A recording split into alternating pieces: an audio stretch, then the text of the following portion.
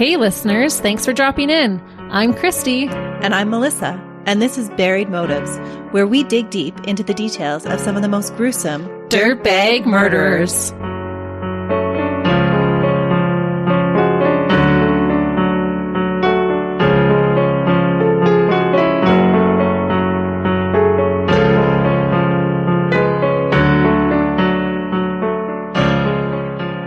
Hey listeners. Welcome back to Buried Motives. We are glad you're joining us this week. And if there's any new listeners joining us after our Valentine's Day collab, welcome.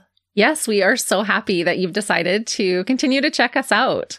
And we're happy that our loyal listeners are with us again today as well. Absolutely. We love our OGs. But I do have to say, listeners, new or old, we are not out of February quite yet. And it is dang cold here. It is. And that's one of my reasons. I have two for why I'm bringing this up at the beginning of my case. One, we're still in the month of love. And although my case is not about a dirtbag killing someone whom they are jealous over, like in our last two cases, my case today still has love as a possible motivating factor. And speaking of love, like Melissa mentioned, we do hope that you enjoyed our Broken Hearts Collaboration 2.0 last week. We had a lot of fun with our podcasting friends, and we hope that we can do it again next year. The second reason I say that we are not out of February yet, which Melissa alluded to, is because it's still winter in Canada. It has been a cold and snowy month, and today's case almost didn't happen on time because of it. A few weeks ago, I slipped on the ice and landed on my head. Melissa said I needed to learn to tuck and roll, but unfortunately, I did not tuck and roll, and a concussion was the outcome. I have had some time to recover, but I apologize in advance if anything I say comes out a little wonky. This Canadian girl, who should have been born as an island girl, is just doing her best to survive over here. And sadly, the victims in our case today were also just doing their best to survive and make a good life for their family and did not deserve what happened to them, even though this case has sparked some controversial opinions. So I think we should just get into it. I'm ready. Christy's always ready because she's got her throat punch shirt on again today. I do. And I needed this on today, apparently, with our pre-recording conversations. But right now, we are going to start with the Pan family. Bich Ha Luong was born in Vietnam in 1957. Around 1979, when she was around the age of 22, she moved to Canada as a refugee. Also in 1979, a man named Huai Han Pan moved from Vietnam to Canada as a refugee. In all reports, Huai was referred to as Han, so that is how I will refer to him. Bich and Han were both ethnically Chinese, but grew up in Vietnam. Being refugees from the same place, I imagine that the couple bonded over this shared experience. That would make sense. Mm-hmm. The pair fell in love and were married in Toronto, Ontario, Canada. They started their journey together living in Scarborough, which is a district of Toronto, and the same place that Paul Bernardo and Carla Homolka, the Ken and Barbie killers, are from. If you haven't listened to that episode, you should go back and listen. That was a disturbing one. It is. We are not proud of them as Canadians, that's for sure. I'm not sure of the exact date that the couples were wed, but on June 17th, 1986, they welcomed their first child into the world, a little girl whom they named Jennifer. 3 years later, they welcomed a son. Felix was born in 1989. Coming from Vietnam as refugees, Bich and Han were determined to make a good life for themselves and the family that they had created. Together, they worked at an auto parts manufacturer called Magna International, located in Aurora. Han was a tool and die maker, and Bich made car parts. The determined couple worked hard and saved as much money as they could. And I looked up how much the average tool and die maker makes today in Ontario, and it's around $41 an hour. So together, the couple were making a decent wage. Eventually, around 2004, Bich and Han had saved enough money to purchase a very nice house in a good neighborhood. They bought a large house with a 2-car garage in Markham, Ontario. Markham is a city in York Region, Ontario, Canada. It is about 26 kilometers or 16 miles from Aurora, where they worked, so just under a half-hour drive. It is also approximately only 30 kilometers northeast of downtown Toronto, so it would be classified as being in the Greater Toronto Area. The Pans chose this area partly because it was known for having a large Asian community living there. It was also known for being a super safe neighborhood. I read in one report that the Pans paid for their home in full, but don't quote me on that. But I do believe it. I think that they did. What I do know for sure is that they were said to work extremely hard and were very frugal with their spending so that they could save for the life that they wanted. And it did take them 25 years of hard work to reach this particular goal. Finally reaching some of their goals, Bich and Han decided to treat themselves to nicer than average vehicles. Han drove a Mercedes-Benz and Bich drove a Lexus ES300. On top of this, they had created a $200,000 nest egg in their shared bank account. So life was good. They were living out their dream and had mostly achieved the things that they had worked towards when they entered Canada. So they were a true immigration success story. The motive for murder going to be money? Because you said it might be love, but it's sounding like it's going to be money. It might be both. It's always both. It's both, yeah. Knowing how fortunate that they were to live in Canada, and knowing how hard life had been for them before growing up in Vietnam, Bich and Han only wanted the best for their two children. They wanted them to make the most of their lives and be even more successful than they were. I think that's a common parent theme. Yeah, we do want our children to have more, be better, have a nicer life than we've even had. Right. You've struggled through it, and you want them to not have to struggle the same way you had to struggle. Absolutely. Because of their high expectations and strict rules with their children, Bich, and especially Han, were referred to by many as quote-unquote tiger parents. Ooh. Tiger parenting is, quote, a form of strict parenting whereby parents are highly invested in ensuring their children's success. Specifically, tiger parents push their children to attain high levels of academic achievement or success in high-status extracurricular activities such as music or sports. Again, it was said that Han was the main source of tiger parenting. He was described as a classic tiger dad. But Bich supported her husband and went along with his high demands and expectations for their children. And I do want to note that this term becomes somewhat controversial in regards to this case, especially after a Netflix special was made about it. I mean, no disrespect, but we will talk about it again a little bit near the end of our episode. I don't think it's unusual for parents who know exactly the leg up that their children have been blessed with and why they can put extra pressure on their children to succeed. But yes, there needs to be a balance. Sometimes too much control can become destructive and even deadly. Again, I think that's one of the common parenting themes of trying to make our children realize what they do have or appreciate what they do have, because you realize the difference of what you grew up with compared to what they're growing up with. Absolutely. You always want to impart your own knowledge onto your children so that it can be easier for them. Right. We've had to learn by our experiences and the things that we have done that have worked and things that we've done in our past that haven't, and help our children with that. Right. Because again, we want better for our children. Mm-hmm. And definitely, Bich and Han wanted better for their kids. When Jennifer was 4 years old, her parents put her in piano lessons. Jennifer was said to have a natural talent for it. By the time Jennifer was in elementary school, she began earning award after award for her musical talent. Jennifer was also put in skating lessons at a young age. Again, she was really good at it. Jennifer was passionate about skating and would practice piano and skating pretty much daily. Even while in elementary school, Jennifer would go to school, she would get straight A's, she'd come home, she'd practice piano, she'd go to figure skating lessons, and then would finally get home around 10 o'clock p.m., she'd do homework for a couple of hours, go to bed, and then do it all over again. In elementary school? In elementary school. She was up till midnight? Yes. Ooh, that's a lot. It was a lot. Jennifer felt, though, that she was on a path to success until a couple of things happened in her life to discourage her. First, Jennifer had big plans to take her figure skating career all the way to the Olympics, and it was said that she had the talent to be able to do it. Her goal was to compete in the 2010 Winter Olympics that took place in Vancouver, Canada. Sadly, Jennifer was injured. She tore a ligament in her knee, ending her dream of becoming an Olympic athlete.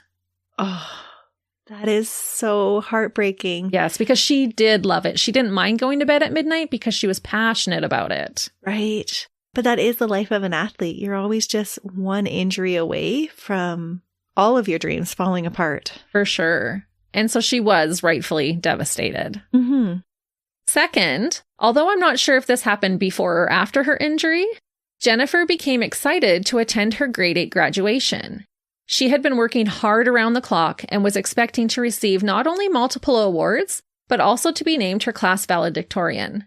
Jennifer was shattered on the inside when she received neither of these things. Oh, no. Mm-hmm. I'm envisioning her as a perfectionist, and Yes. that would be so hard.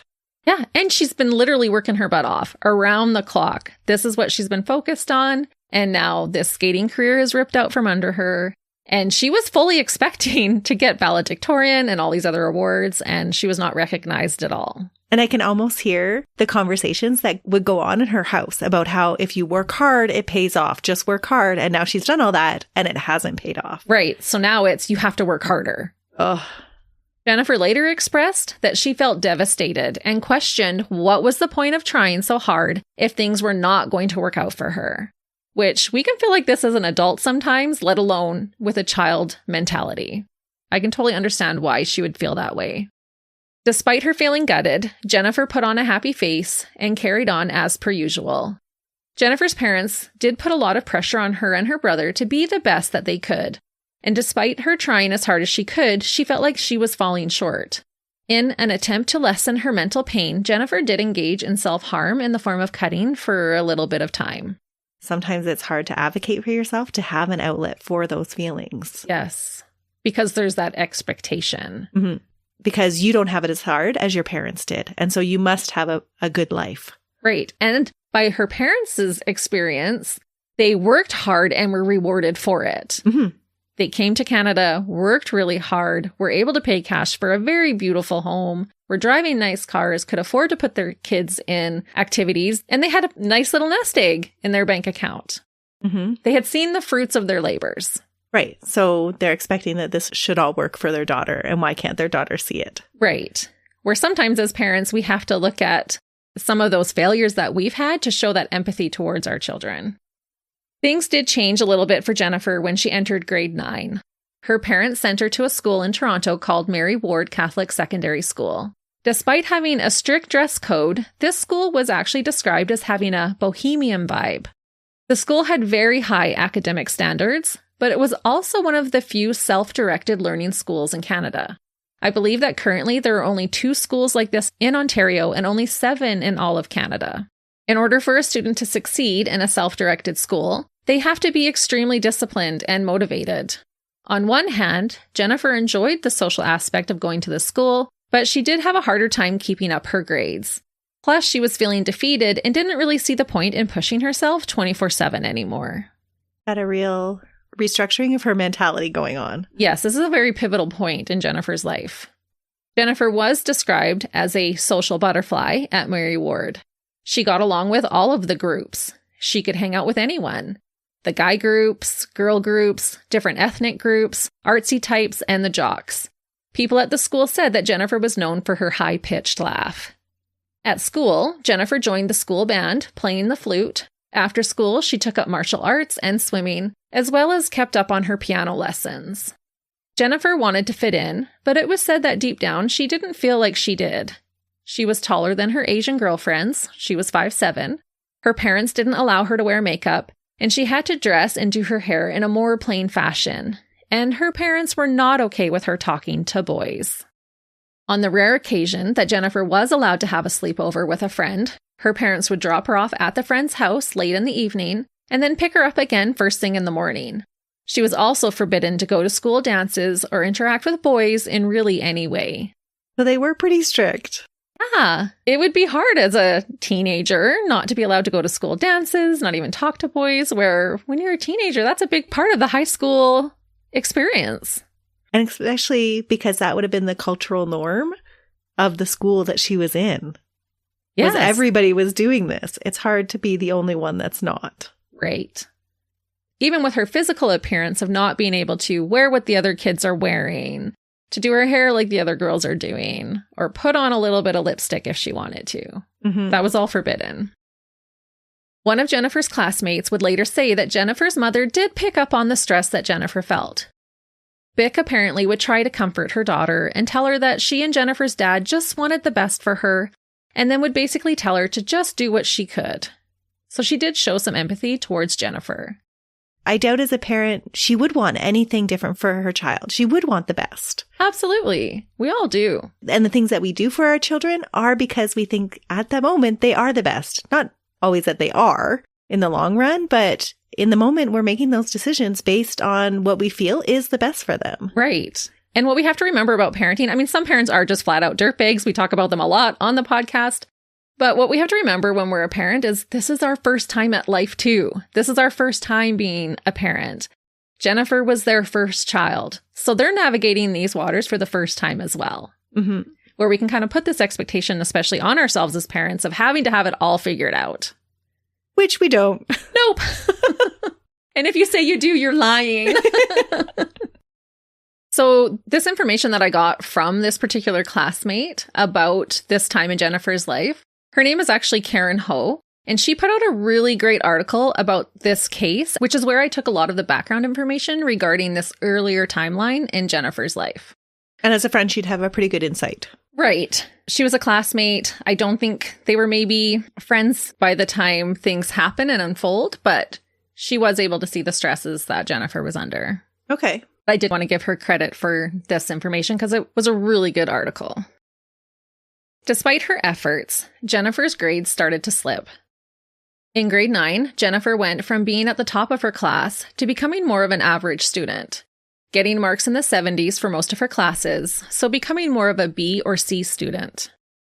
Jennifer knew that the grades she was getting would not be acceptable. To avoid disappointing her parents and getting into trouble, Jennifer forged her report cards to appear as though she was still getting straight A's. And her parents had no reason not to believe her. She always had gotten straight A's. The only grade she didn't have to fudge was music. She was already getting top marks in that class. How did she forge them? Was it on a computer-based system? That I'm not actually 100% sure, but she would do it on her computer. And I'm not sure then if she would print it out or how exactly she did that. Right, but usually report cards have like comments alongside of it too, that then you would have to change as well. Yeah, I'm not sure how she did it. But usually, especially in high school, those comments are at the end. Right. Not through the whole report card like in elementary school. It could have been the first page that just has the outline of all the grades. This would become a slippery slope for Jennifer, but I wondered how many people have actually fudged a grade for their parents? You think it's a lot? I don't know. When I was thinking about it, I thought, well, this starts out pretty harmless, just fudging a grade here and there. Is that a common thing? Is it not? I don't know. I would hope not. As a parent of teenagers. Listeners, if you've ever done this, let us know. No judgment. I'm just really curious. Yeah, I would be curious. Yeah. I don't think I ever felt the same expectation as maybe Jennifer was feeling. Right. And I don't think her parents probably looked at the report card too carefully because she had always gotten A's. And so for her to have A's, they're not going to be like, are you sure this was an A? Right. As Jennifer entered her teens, she started to get interested in boys. A typical thing for most teenage girls. Absolutely. Han made it very clear that Jennifer would not go on a date with a boy until she graduated from university. What? And she definitely would not be allowed to go to any teenage parties. Oh, that's very stifling. It is. And that would be really hard because you would feel like an outsider on Monday morning when everyone's talking about a party that you weren't allowed to go to. Right, or at least to hang out with friends. You don't have to be at all the parties, but part of the high school experience or part of being the teenage experience is learning how to deal with other people and being social. Yep, but not in the Pan home. Han had ideas regarding the fields that he would like his children to enter. His son Felix, Han wanted to become an engineer, and I believe he did follow down this career path. When it came to Jennifer, their firstborn, Han wanted her to become a doctor. However, Jennifer was squeamish when it came to things like blood, and so Han decided that she could go into pharmacology instead, so still in the medical field. He decided. Yes. Did she have any interest in that field? I don't think she really thought she had an option. Okay. Mm-hmm. You know how in some cases we can pinpoint when things pivot, and in hindsight you can see where things took a downward spiral. While despite her already hiding her grades from her parents, Jennifer would soon begin hiding a whole lot more. And the reason for this was because of a boy named Daniel Wong. Daniel was a year older than Jennifer, and they met because they were both in the school band. Again, Jennifer played the flute, and Daniel played the trumpet. At first, the two were just friends, but that changed in 2003 when they both went on a band trip with the school to Europe. Apparently, while in Europe, they were in a concert hall that was filled with cigarette smoke. Jennifer had asthma and began having an attack. Panicking, Jennifer ran out of the building and Daniel chased after her. It was said that Daniel comforted Jennifer and helped her regulate her breathing. Jennifer would later say about this incident that, quote, he pretty much saved my life. Sparks flew between them, and by that summer, they were officially a couple. Such an over-exaggeration of the situation, but such a teenage reaction. Oh, totally. He literally saved my life. Yeah. But she was having an asthma attack plus a panic attack on top of it. So she was feeling like she couldn't breathe. Like, I'm going to die. Yeah. And he was able to calm her down. He would breathe with her. It's okay. And that's what it took. He was her knight in shining armor. Of course. And you're in Europe. It's romantic. It's Twitterpation. Yes. You have this shared interest. He's older. He's checking all the boxes for her. Yes. Jennifer, though, was well aware that her parents would never approve of her dating Daniel. And so she had to keep this a secret from them. She would see him at school. And if she did see him at other times, she would sneak out of the house. Before his graduation, Daniel had to transfer to a different school in North York. Apparently, he was asked to leave after getting arrested for having a half-pound of marijuana in his car. Not only is he a year older, he's a bad boy as well? Yes. Oh, this is totally checking all the boxes for this rebel child. Uh-huh. The quote-unquote golden child was dating a drug dealer. And so you can imagine how that would go over with her parents. If they ever found out. Right. When Jennifer was in her final year of high school, she had received an early acceptance letter from Ryerson University. A real one, not a forged one. And I will note that I think this university has since been named Toronto Metropolitan University. I remember it as Ryerson. Jennifer's plan was to do 2 years of science at Ryerson University and then transfer to the University of Toronto for their pharmacology program. Han was so excited that he purchased a new laptop for Jennifer to start uni with. This school plan might have worked out for Jennifer if it wasn't for one giant hiccup that stood in her way. During her final semester of high school, Jennifer failed her calculus class. Ryerson revoked her early acceptance letter, and she no longer had enough credits to even graduate high school. Oh, no. Mm-hmm. That is a huge setback. It is. Jennifer had a choice to make. One, she could take an extra semester, get the credits that she needed to carry on with her plans a few months late. Or two, she could lie. And lying was what Jennifer seemed to do best. Had she failed other courses too? I didn't read that she had, but she had kind of given up on school. All of this being said, what Jennifer goes on to do really speaks to the amount of pressure she had to have been feeling. After 4 years of creating fake report cards, Jennifer created a fake diploma and didn't tell her parents that she didn't graduate high school. In Canada, we typically do have a big celebration where each graduate walks across the stage to receive their diploma. So I'm unsure how she pulled this lie off, but she did. So her parents assumed she had graduated. Well, because in Ontario, you do convocation. So you have your grad ceremony in June, but then you go back in October, and that's when you get your diploma because all the courses are completed then.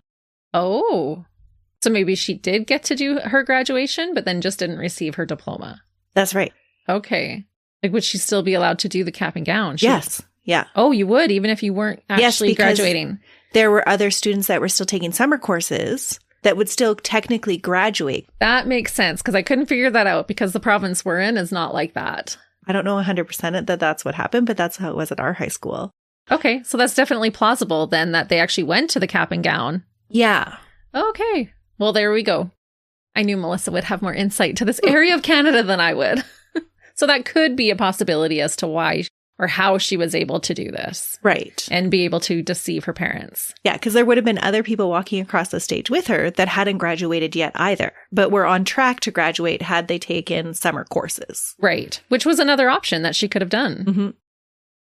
To add upon her lies, Jennifer decided to pretend to go to Ryerson in the fall. Of course she did. You've got to keep up the ruse, right? Yep. Jennifer was teaching piano lessons at this point, so she used some of the money that she made doing so to purchase used textbooks for her supposed university classes. She would also go to the library to do research and write actual notes so that her parents would believe that she was going to school. The big farce to keep up. It is. This girl left the house every day and put way more effort into a lie than it would have taken to just finish school and actually go to university. She would catch the bus and go downtown each day. Instead of going to school, she would go to the library or sit in coffee shops. She would also use this time to be with Daniel. Daniel was attending York University, so Jennifer would visit him there. This reminds me of John List. I did think of that when I was researching this case. There's a lot of parallels for sure. Oh. To make sure that her parents would be less suspicious, Jennifer also lied and told her parents that she had received scholarships to fund her education and that she was able to get a student loan. She even forged documents on this. So they thought that they did not have to pay her tuition fees. This factor also made her parents super proud of her. To them, their daughter was living the life that they wanted for her. Yeah, no kidding. I'm sure they had saved money for her education, but she's like, no, I got scholarships. I'm so great that you don't even have to pay. And she would have just got all that validation. Those poor parents are going to be completely blindsided. They definitely are blindsided. As the lies progressed, Jennifer decided to earn a little more cash. She continued teaching piano, but also began working as a server at an Italian restaurant called Eastside Mario's. Daniel at the time was a night manager at a restaurant called Boston Pizza, and he ended up getting Jennifer a job as a bartender there. This would allow them to spend even more time together. And I did look it up because I was curious. There are some Boston Pizza restaurants in the US and Mexico, but there are a lot in Canada. And Melissa and I have been to more than one, more than a couple of times. It's kind of like a staple here in Canada. It is. Even the smaller cities will get a Boston Pizza. Mm-hmm. Shockingly, Jennifer was able to keep up this facade for the entire 2 years that her parents thought she was attending Ryerson University. When the 2 years came and went, Jennifer forged an acceptance letter to University of Toronto to the pharmacology program. She must have been getting really good at making fake documents by this point. This is crazy that she's able to pull this off for this long. I know. When the next fall came, Jennifer pretended to attend University of Toronto each day. Bich and Han were so proud of their daughter. Because University of Toronto was further away, Jennifer suggested to her parents that she should stay at her friend's house named Topaz, who lived closer to the university. Really, she's going to stay with Daniel. She is. But her argument was that if she did this, that she would have more time to spend on her studies instead of commuting back and forth each day. Bich and Han supported Jennifer in this idea, again making them beam in pride about how dedicated their daughter was to focusing on her education. They agreed that Jennifer would stay with Topaz 3 nights a week. And you already guessed where she actually was going to stay. She did not stay with her friend Topaz. She would stay at her secret lover's house, Daniel. I believe that Daniel was living with his parents in Ajax while attending school, so Jennifer would stay there with them all. Jennifer also lied to Daniel's parents and said that her parents were well aware and okay with her living there. Daniel's parents tried to invite Jennifer's parents over for dinner multiple times for dim sum, but Jennifer always made excuses as to why they were unavailable. The lie just gets bigger and bigger and including more and more people. It does. And I had to pose the question, was Jennifer a pathological liar? Or was she just so desperate to live her own life that she lied to get what she wanted? She was a pathological liar. I think that she was. She's not classified as one when she has her mental evaluation. She totally is, though. I think so. There's so many other options for her to just fess up, and she can still live her life. Her parents don't have complete control over her. They're not abusive. No.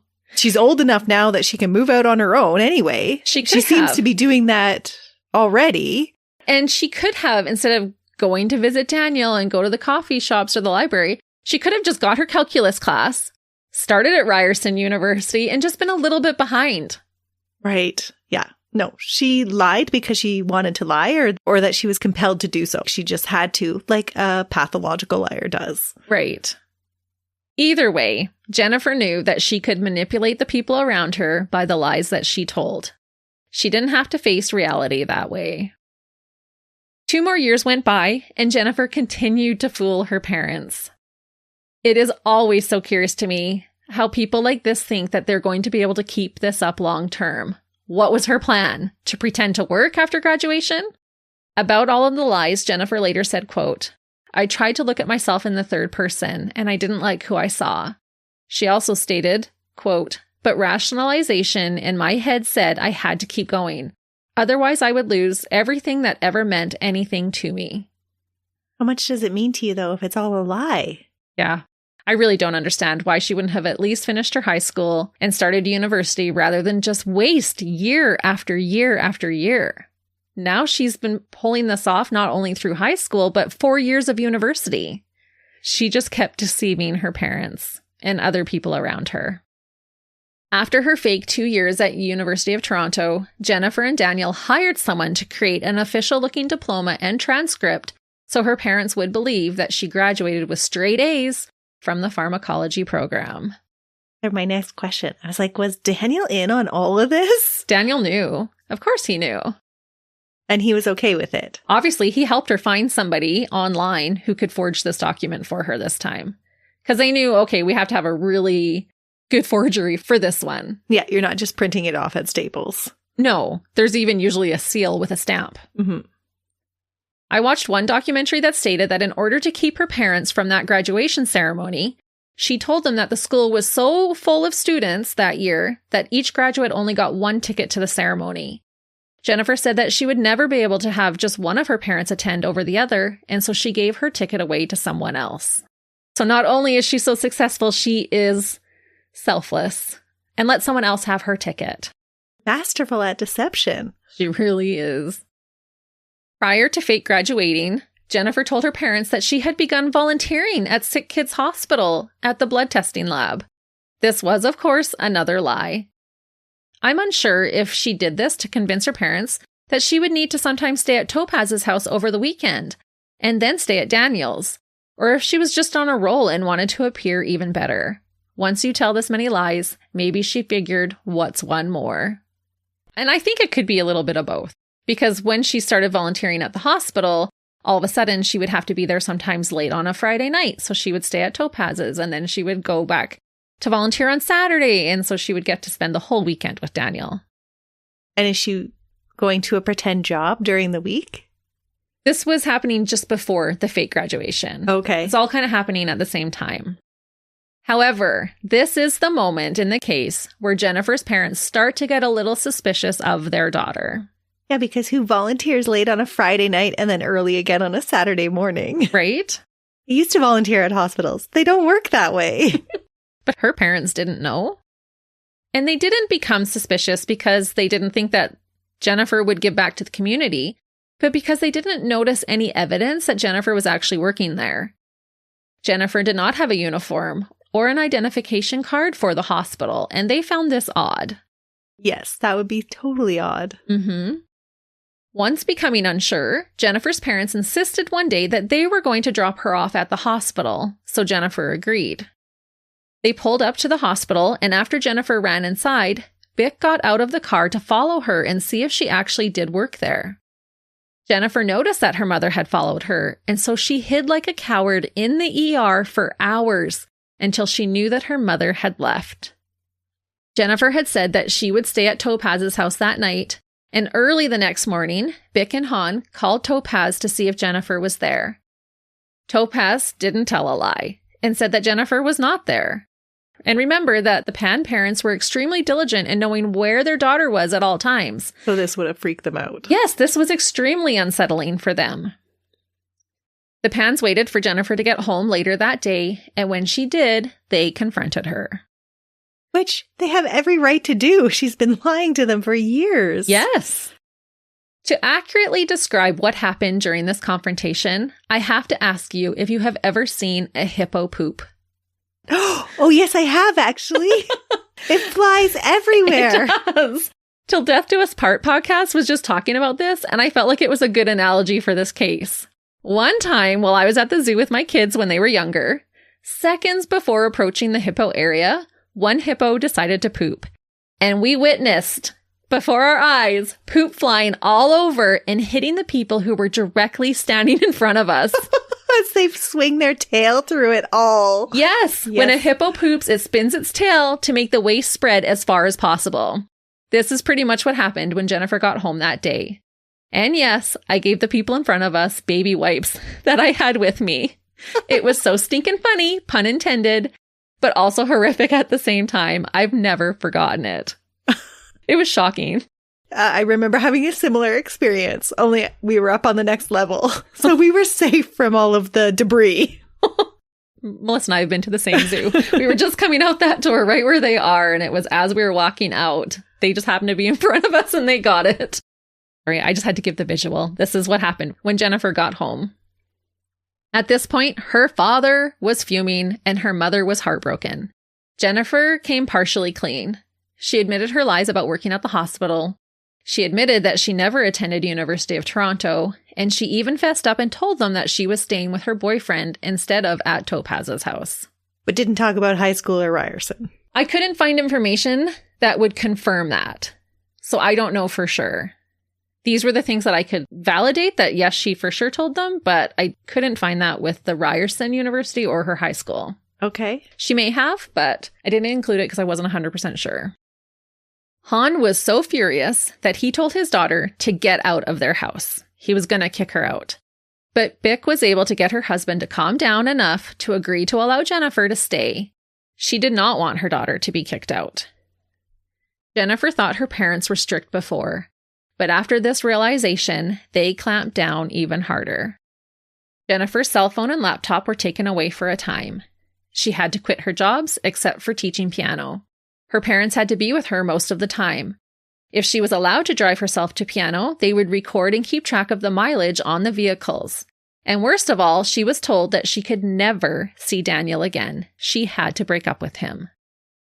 It was said that Bich did have a little bit of compassion for Jennifer, and despite staying by her side all the time, she did let Jennifer check on her phone very quickly when Han was not home to respond to any messages that she had gotten.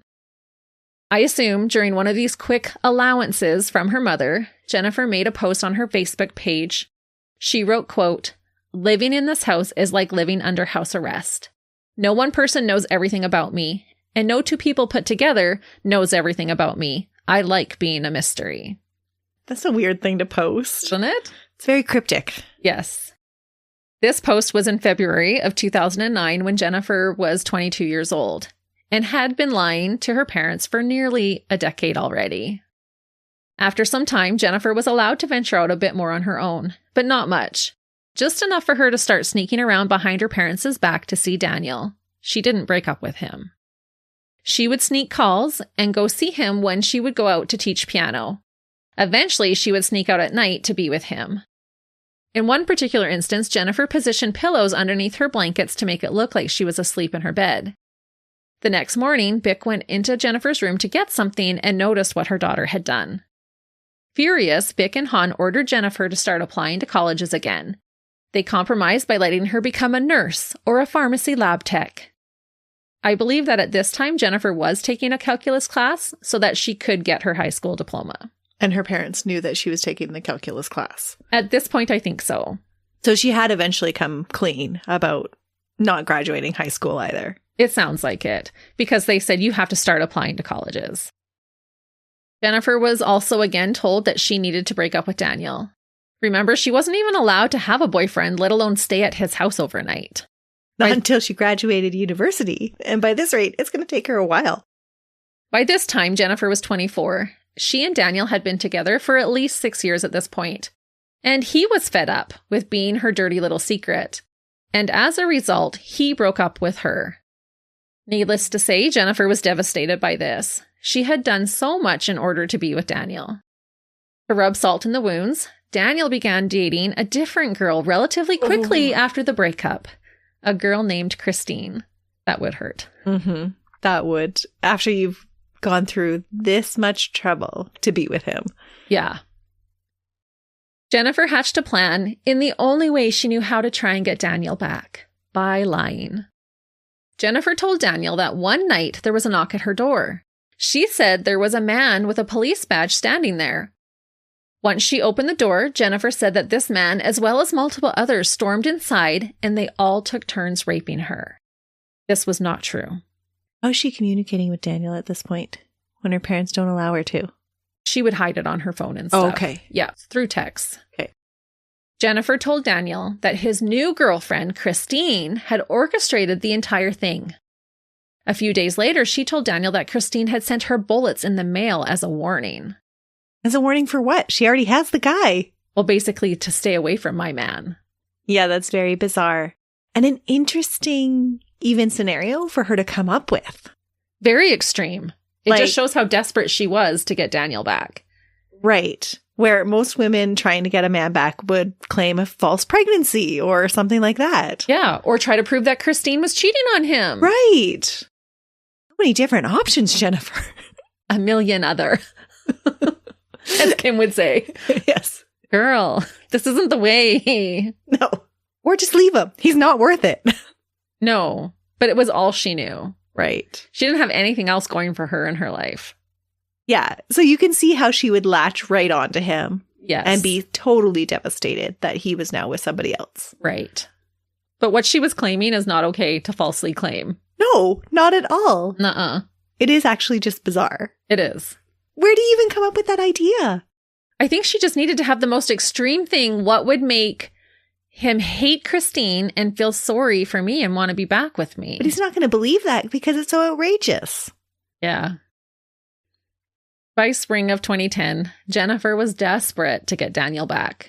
She decided that she would have to get rid of her dad, since he had told her that the only way she would be able to see Daniel would basically be over his dead body.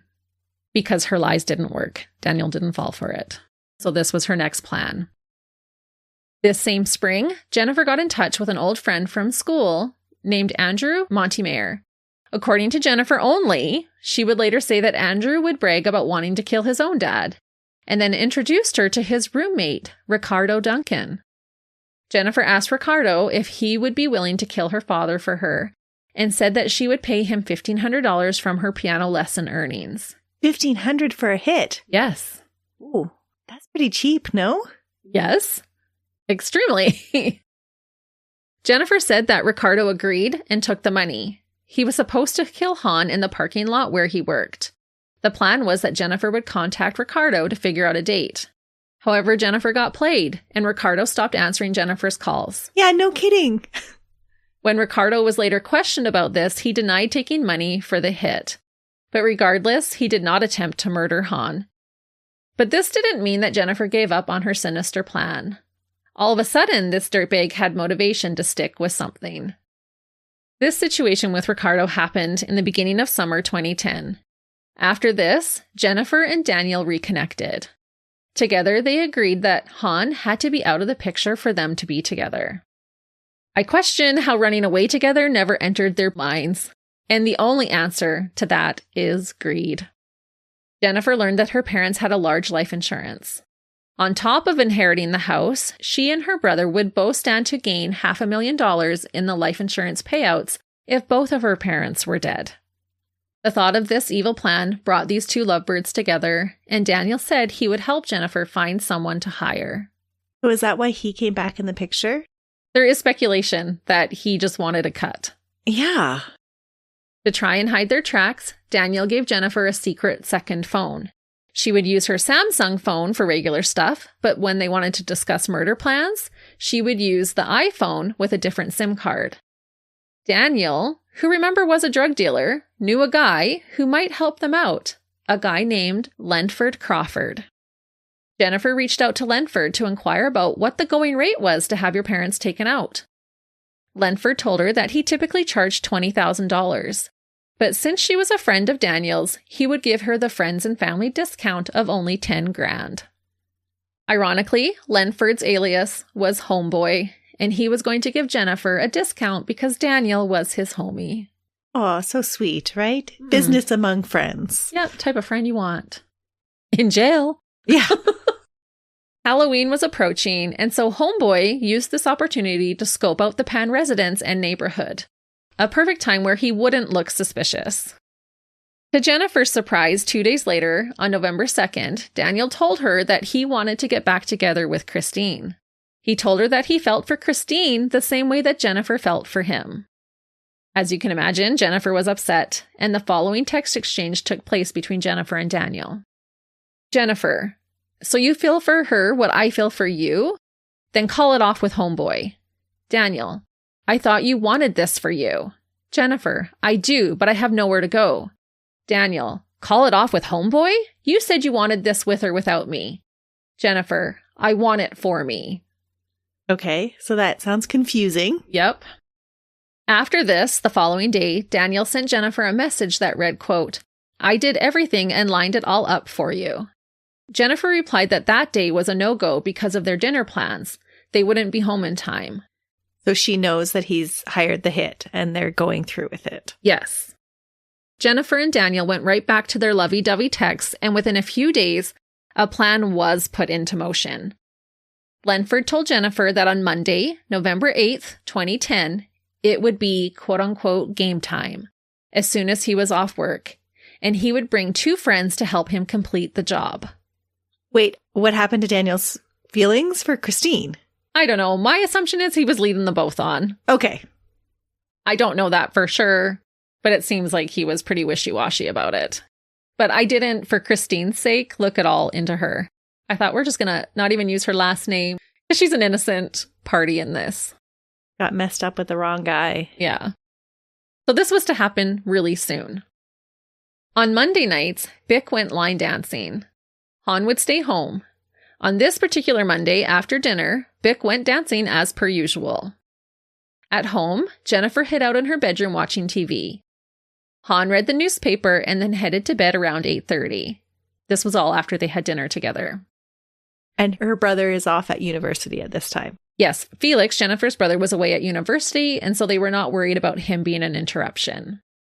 They now just had to wait for Bich to get back home. Jennifer's mom returned from dancing at around 9:30. She immediately got into her PJs and then sat on the couch to soak her feet in warm water for a little while and watch TV before going to bed. Sadly, she would never sleep in her bed again. According to later phone records, at 9:35, Jennifer received a call from a man named David Milveganam, which lasted for 2 minutes. After this call, Jennifer went downstairs to greet her mother. She told her mom goodnight and then went to the front door to pretend to make sure it was locked. Instead, she unlocked it. Jennifer went back upstairs and left her mom on the main floor like a sitting duck. I don't know how you do that. I don't. It was actually caught on security footage from a neighbor that at 10:02, Jennifer flicked on a light upstairs as a signal to the hitman that everything was ready. She also sent a text that stated, quote, VIP access, meaning the door was unlocked. How does a daughter do this? How do you sit and have dinner with your parents and then wait upstairs watching TV before making small chat with your mom and unlocking the door, and then still have the nerve to send a signal and a text to put the wheels in motion, to ring a bell that ultimately can never be unrung? It's just so crazy, especially after everything they did to give her every leg up in life. Right. They've even forgiven her for lying and still are going to support her through university. They're still trying to give her a good life. She's seeming like a completely spoiled brat now. Yeah. 3 minutes after flicking on the light, Jennifer got another call from David that lasted 3.5 minutes. Almost immediately after this call ended, you can see 3 men walk directly into the Pan residence. They would walk back out less than 20 minutes later. These 3 men were Lenford Crawford, David Milveganam, and Eric Carty. All 3 were armed with guns. Once inside, one of the men immediately pointed a gun in Bich's face. Another went upstairs and woke up Han in the same fashion and ordered him to go downstairs to the living room where his wife was. The men yelled at the couple to tell them where their money was. Han said he had $60 in his wallet. This angered one of the men, and he pistol whipped Han on the back of his head. Bich was terrified, and when she cried, she begged them not to hurt their daughter. Ugh. I believe it was Eric who was now upstairs with Jennifer, and Lenford and David forced Bich and Han into the basement of their home. the home that they had worked so hard for to provide a good life for their children. Once downstairs, the couple's heads were covered with a blanket. Han was shot first, once in the shoulder and once in the face. He fell to the floor. Bich was shot next, 3 times to her head. After this brutal assault, the 3 little dirtbags are seen fleeing the house back out the front door. Next thing you know, a 911 call is placed by Jennifer. You can listen to this call. She is crying and pleading for help. She says that she is tied up upstairs and doesn't know where her parents are. She said she heard pops. The dispatcher asked if she heard gunshots, and Jennifer says that she doesn't know what gunshots sound like, but that she heard a bunch of pops. Chillingly, while Jennifer is on call to 911, you can hear Han screaming, and then Jennifer yelling at him that she's on the call to 911. Han ran out of the house and was met by a neighbor who was just leaving for work, but stopped to help him. This neighbor also placed a call to 911. Wait, he's not dead? He was shot in the head, but he wasn't killed? He wasn't killed. After being shot, completely covered in blood, Han came to and saw his beloved wife dead beside him. He somehow managed to get up and crawl up the stairs and then get to his feet to run out the front door. Moments later, police and ambulance arrived at the Pan home. Han was taken to the nearest hospital in Markham for initial treatment, and from there he was airlifted to Sunnybrook Hospital's trauma unit. His injuries were so severe that he was placed in a medically induced coma. Han had been shot near his eye. He had bullet fragments in his face that could not be removed, and bones in his neck were fragmented. The bullet that had entered his face had lightly scraped his carotid artery, but never punctured it. Still, doctors were unsure if he would survive his attack. Sadly, there was no question regarding Bich, and she was immediately pronounced dead. With Han in a coma, the only person they could talk to was the young, traumatized daughter who had been at the scene. When police found Jennifer, she had been tied to the banister upstairs with a shoelace by her upper arm, and her hands were bound together behind her back. Parts of Jennifer's interview are available to watch online. Everyone was clearly devastated for this young girl, who was home when murderous intruders struck. To help her case, Jennifer's appearance comes across as very young and innocent. She had her long hair braided, was plainly dressed, and honestly looked 14, not 24. At 3 o'clock in the morning, Jennifer tells the police lies about what happened that night, and at first they have no reason not to believe her. That being said, once police began inspecting the crime scene, they had more questions than immediate answers. Police had noticed that there was no signs of forced entry. Nothing major had been stolen, just some cash, despite more money, electronics, and expensive jewelry around the home. Another factor that made the police question that this was a home invasion gone wrong, like the media was reporting, was that the keys were clearly displayed on the counter, but both cars were left sitting in the garage. There was also the question, why would the gunmen shoot Han and Bich and not Jennifer? Why leave a witness alive? Police decided that they needed to talk to Jennifer again, and she willingly came in to answer questions. This time, police went over with her how she was able to call 911 if her hands were behind her back and she was tied to the banister. Jennifer was able to demonstrate in front of the officer and the cameras how she got her phone out of her back pocket and managed to hold it near her waist. She said she was able to dial 911. When asked how she heard the dispatcher, because she was holding the phone down by her waist, she said that she had turned up the volume as high as it would go. Police still believed Jennifer and felt bad for her. That is until a few days later, when Han would miraculously come out of his coma, completely coherent, and remembering everything that happened the night his wife was murdered and his life was almost taken. Police were already becoming suspicious of the crime scene, but I don't think they were expecting to hear what Han had to say. Ultimately, his recollection of the night would enable the police to begin putting the pieces of the puzzle together, a puzzle that might have otherwise gone unsolved. Han basically told police that they had to find out what Jennifer did.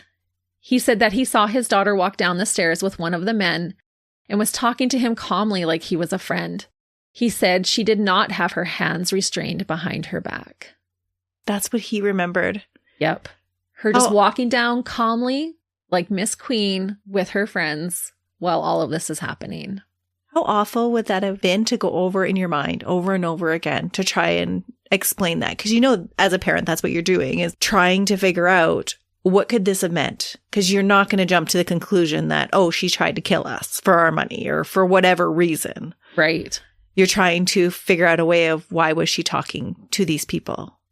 But at this point as well, Han would feel like, who is my daughter? She's been lying to us for so many years. And so he basically did say, you need to find out what Jennifer did. And this would be one of the worst betrayals in your life. I can't imagine. Later in court, Han would say that he awoke to a gun being held 6 inches from his face. He was asked where the money was and saw his daughter talking to a man while he was being led to the main floor where his wife was. Bich asked her husband how these men got into the house, and he said he didn't know, he was sleeping. Han said that he thought that the men were there just to rob them and not kill them. He ended up giving them about $2,000 before they were shot. I cannot imagine the chills that the officers would have felt when they learned that Jennifer was walking around calmly while Bich and Han begged for their lives and the life of their only daughter. To me, this is the epitome of cold-heartedness. This does not indicate one iota of remorse or second thought. No, not if she's walking around in front of where her parents can see her doing this. It means she wouldn't even have cared that they did see her, that they knew that she was betraying them. And it also says that she believed they wouldn't survive to tell anybody about it. Right. That she didn't have to hide it. But she didn't even protect their last images of her. Right. Like as a good daughter. Mm-hmm. Ugh. And I don't know if Bich saw the same thing, because she was the one who was pleading for Jennifer's life. Mm-hmm. The extent of evilness inside Jennifer was also displayed at her mother's funeral. It was said that she showed zero emotion. For a girl who had spent half of her life chronically deceptive, you'd think she would at least fake some emotion. Did people figure she was in shock? Maybe. But even when you watch her interviews, she does express her anxieties and emotion. She's leaning over, she's rubbing her hands all together. You can tell she's uncomfortable. And they think she's just traumatized. But cool as a cucumber during her mother's funeral. As you'd expect, police immediately asked Jennifer to come in for more questioning. This third and final interview took place on November 22nd. Some of you may be aware, and some of you listening might not be, but here in Canada, police are allowed to lie to you when questioning you. Jennifer starts out sticking to her same story. But when police lie and tell her that they have infrared technology that proves that she was not tied up inside the house the entire time and was actually walking around the house with the murderers, she cracks. They didn't have this infrared No kidding. video. But she's like, well, you know, in the movies, when you can see where a person is walking, we have that recorded. And we know that what you're saying isn't completely true. Naive would you have to be to believe that every house just randomly is being monitored for infrared? Well, maybe she should have applied herself at school a little bit more and she would have known. Can't even believe she fell for that. Right. But at this point, too, you've got to be in such a heightened state of panic. So much is at stake. You're just waiting to be caught. Right. And at her age and with how sheltered she has been, she might not know that police can lie to you in Canada. But Jennifer is a liar, and so she still lies. She tells police that she hadn't hired the 3 men to kill her parents, but that she had hired them to take her out. To this we say hogwash. Even at her trial, she would say that she tried to cancel the hit, but wasn't allowed to, and that the gunman got confused, and instead of killing her, they killed her mother and shot her father. Yeah, that's not what you get from the text that she sent to Daniel. No, not at all. At one point, Jennifer shows her true colors when she bends over in her chair and while crying asks, quote, "But what happens to me?" I'll tell you what happens. After being interviewed for almost 4 hours, Jennifer was arrested. Her poor brother. Oh, I feel so bad for her brother. Police had interviewed Daniel and knew that he was involved. Even though the SIM card in the murder phone had been thrown out, enough texts were still on the device for police to know that Daniel had helped to orchestrate the entire thing. With more information and with the collection of more evidence, in the spring of the following year, police also arrested Daniel, Lenford, David, and Eric for Bich's murder and Han's attempted murder. All 5 dirtbags were charged with first-degree murder, attempted murder, and conspiracy to commit murder. From what I could gather, all 5 of them were tried together. The trial began on March 19th, 2014, and lasted almost 10 full months. There were more than 50 witnesses called and over 200 exhibits of evidence. Jennifer took the stand in her defense, an ordeal that took 7 days. Oh, I can't even imagine sitting through her testimony. For 7 days. No, it would just all be lies. It would. When the trial ended, it took the jury 3.5 days to deliberate. On December 13th, 2014, before the verdict was read, it was said that Jennifer was acting almost happy or chipper. She was dressed in black with a frilly white silk blouse and had her hair tied back in a ponytail. She actually laughed while picking lint off her lawyer's robe. Oh my goodness. When the jury came back with a guilty verdict, the now 28-year-old Jennifer Pan did not show any emotion. That being said, I did read that she broke down after cameras were turned off. It's almost like she has different personalities that she presents. Like a Jekyll and Hyde. Mm-hmm. Jennifer, Daniel, Lenford, and David were sentenced on January 23rd, 2015. And I'll tell you about Eric in 1 second. The 4 were given a life sentence for both first-degree murder and attempted murder to be served concurrently, and all with the possibility of parole after 25 years. Which is the max in Canada. Yes. Apparently, Eric's lawyer became very sick during the trial, and so his trial had to be postponed. Often, when a group of people are tried together, they still have their own lawyers. Mm-hmm. Likely after seeing the sentences that his friends got, Eric decided to take a plea deal. And I don't think he admitted guilt, but took the plea deal. On December 7th, 2015, he was given 18 years for his part in the murder. That being said, Eric would not serve his full sentence. On June 26, 2018, he was found dead inside his jail cell. I will mention that Eric was also found guilty of a different murder in 2009 that took place before Bich's murder. So that wasn't his first time being a hired hitman. No. And we don't know for sure who pulled the trigger on who, but from what I understood, it sounded like Eric was up with Jennifer, that he didn't actually pull the trigger. Okay. But he could have. It's really unclear. Right. But he did in this other murder. He did. As I mentioned, Netflix put out a documentary titled What Jennifer Did, and it has ruffled a few feathers. This documentary is told by the viewpoint of the police. It's mostly about the investigation, but still goes into the background. Some are upset at the profile of Bich and Han as tiger parents. A lot of people have labeled Bich and Han as abusive, rather than looking at a culture and searching for ways to help rather than judge. It was also argued that Jennifer was just made out to be seen as an evil mastermind, rather than a young girl who was under a growing amount of pressure. On the flip side, some people from the Asian community argue that they have also felt strict expectations to succeed, but would never resort to murder, especially since Jennifer is 24 years old and was given the option to move out if she wanted a life with Daniel. Either way, however you view this, what happened to the Pan family was a tragedy. Right. And I don't understand why people can't see that it can be both. She can be an evil mastermind and still have felt the pressure that pushed her that way. Yes. But she definitely was both. I think so. Mm-hmm. And the parents can also have that dualness of being overly strict, but also loving parents. Right. It's not so black and white. No. But what is black and white is that you can't be a dirtbag. Yes, absolutely. With that being said, I have a few more things before we end. Going back to Bich's death, her funeral was held on November 19th, 2010, at the Ogden Chapel in Scarborough. Han was not able to attend his wife's funeral because he was still at the hospital. It is said that Jennifer helped to organize her mother's funeral. When Jennifer was sentenced, both her father and her brother gave victim impact statements. Han stated through a written statement, quote, "When I lost my wife, I lost my daughter at the same time." He also said, quote, "I hope my daughter Jennifer thinks about what happened to her family and can become a good, honest person someday." Both Han and Felix were granted non-communication orders against Jennifer, even though she has stated that she is willing to speak with them. But the court ordered that she is never allowed to speak to them. And I think rightfully so. Han tried to sell his home in 2015, but had a hard time in doing so. For this reason, I chose not to share the address. Han couldn't live in the house, so he had to live with relatives nearby. I'm unsure how he is doing now, but after the murder, it was like he lost not only his wife, but his own life as well. Hahn has stated, quote, "I don't feel like I have a family anymore.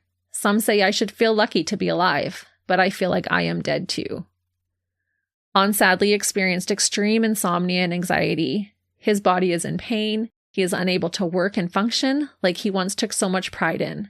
Jennifer truly destroyed her father. Which is so sad because in his statement to her or about her, he still wanted the best for her.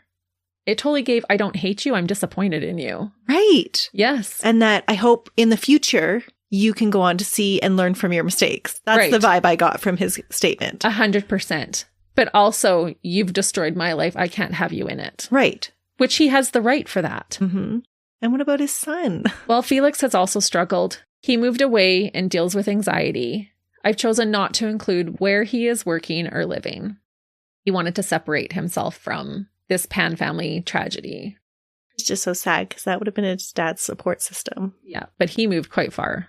But it does sound like he has a good job. He's Doing okay. in that sense. As best he can, anyway. As best as he can.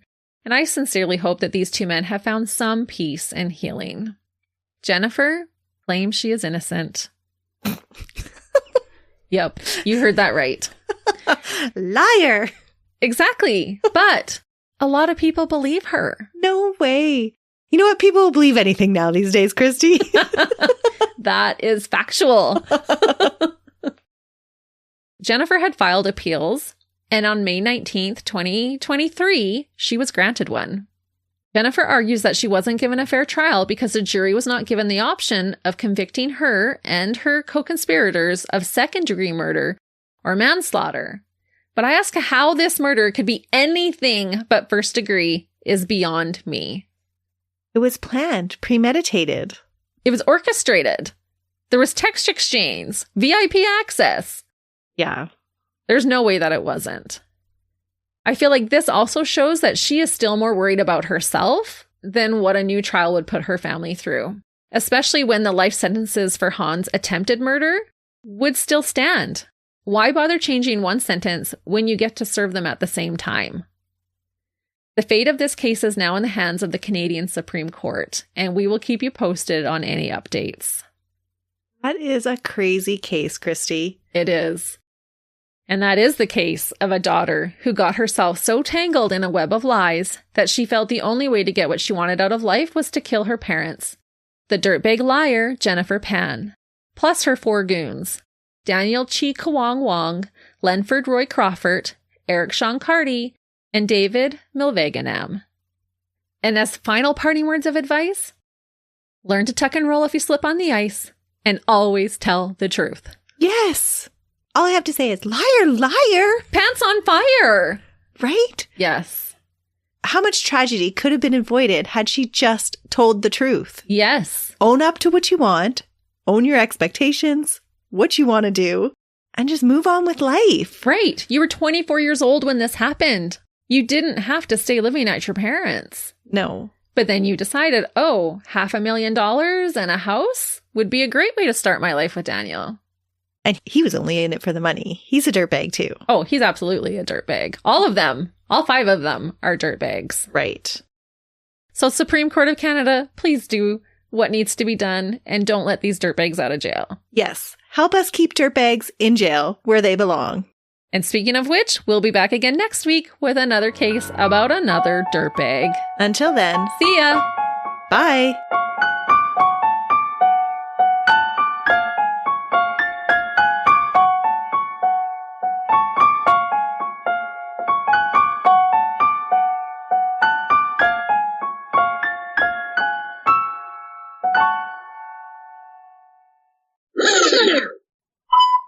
Hours, Christy.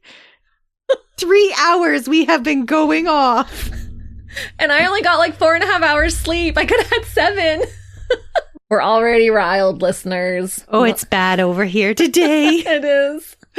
We've been talking politics, and that's maybe not something that you should do before you start recording a true crime podcast. We have to retest because apparently I was a little still riled. I feel like I have a mouthful of marbles. It's super cold out today. Like, burn your face cold. How not to raise a dirtbag. Oh, that's our title. Copyright right now. No one can use that. How not to be a dirtbag. How not to raise a dirtbag. Yeah. The whole franchise, people. That's right. There'll be a makeup line. How not to look like a dirtbag. That's right. One of the colors will be hogwash. Both. It's always both. Okay, we're taking a chocolate break. Thank you, Snack Pantry. Does everywhere in the world have Terry's chocolate oranges? Don't know. If you guys don't, we're very sorry. You're missing out. They're very, very awesome. They only come out at Christmas time. And I'm so cheap that I wait till they go on sale. Any donations that we get from the Snack Pantry, these are usually $8 a chocolate orange. I waited till they went on for $1. And then I bought 8. So we're getting all your money's worth. We spend your donations wisely. We're not frivolous. No, I'm a frugal queen. How to be a dirtbag on a budget. Not to be a dirtbag on a budget. Not that we're giving tips to dirtbags. That's not part of our book. Yeah. I forgot what to say. See ya. Bye. I was going to say see you again.